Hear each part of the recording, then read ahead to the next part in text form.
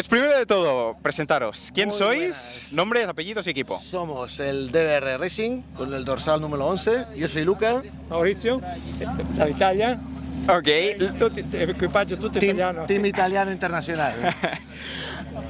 Explicarme un poquito.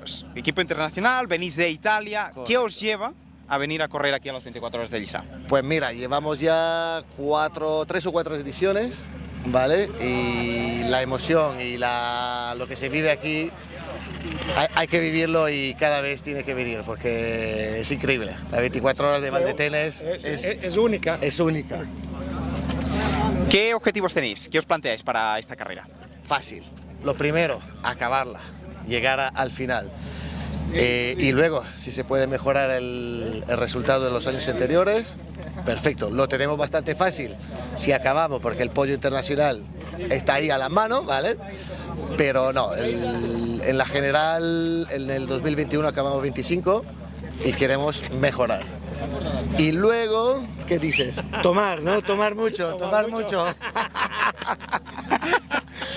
Veo que venís también muy bien uniformados, Claro, con gorro, un todo, poquito. camiseta, gorro, tenemos todo. Muy Per bien. fare casino. Sí, nos lo pasamos bien. Pues entonces Me gusta mucho.